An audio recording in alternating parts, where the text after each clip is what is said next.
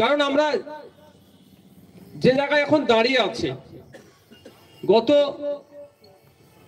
শুক্রবার রাত্রে বাঁকুড়া জেলায় একটা ছেলে বাইক নিয়ে যাচ্ছিল, গিয়ে অ্যাক্সিডেন্ট করে, তাকে পিটিয়ে মেরে দিল। আমরা দাঁড়িয়ে আছি কোন জায়গায়? উড়িষ্যাতে। বাংলা ভাষায় কথা বলছি বলে সেখানে যারা ফেরি করতে গিয়েছে তাদেরকে পিটিয়ে সেখান থেকে বাড়ি পাঠিয়ে দিচ্ছে। আমরা কোন জায়গায় দাঁড়িয়ে আছি? হরিয়ানাতে। সেখানে কি ওই আমাদের এলাকায় দেখবেন ওই আপনার টিন ভাঙা, লোহা ভাঙা এইসব বিক্রি নেওয়ার জন্য আসে না মানুষজন? সেই কাজে ও হরিয়ানায় ছিল। তাকে নয় শুধু, তার সাথে মেদিনীপুরের আরো কয়েকজন ছিল, সরি উড়িষ্যার, অসমের কয়েকজন ছিল, পিটিয়ে একে হত্যা করে বাড়ি পাঠিয়ে দিল। মানে কোন জায়গায় আমরা দাঁড়িয়ে আছি একটু ভাবতে হবে। তেলুগু গান যাদেরকে টার্গেট করছে দেখবেন, লক্ষ্য করে ওরা খুব ভালোভাবে দেখছে যে এ বেটাকে ধরলে পিটতে যান, যদি অন্যায় কাজ আমি বলবো 5 জন রেডে করে উঠবে, এই কেন মারছো?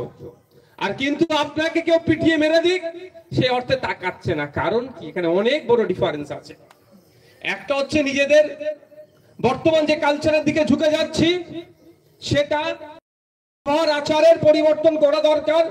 একটা দিক, গুরুত্বপূর্ণ দিক হচ্ছে শিক্ষা না থাকার জন্য এত যে মব লিঞ্চিং হচ্ছে, এত যে পিটিয়ে মারছে, এত যে খুন করছে, এত হিংসা ছড়াচ্ছে, কাদেরকে টার্গেট করছে?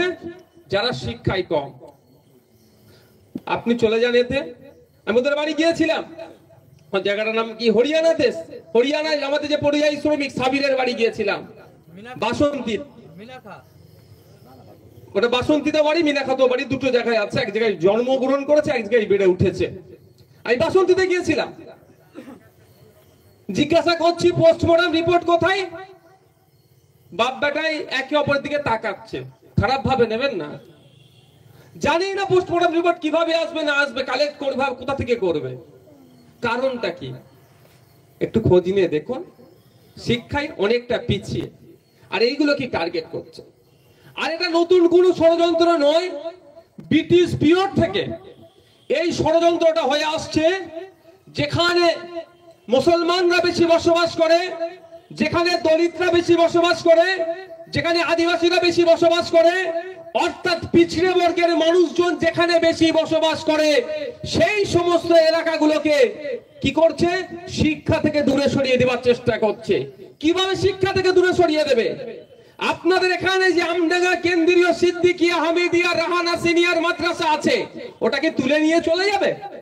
স্বাভাবিকভাবে যদি তুলে নিয়ে চলে যেতে চাই, আপনারা আটকাবেন তো? তাই ভাই বলুন না, আটকাবেন, তুলবে না। কি করছে?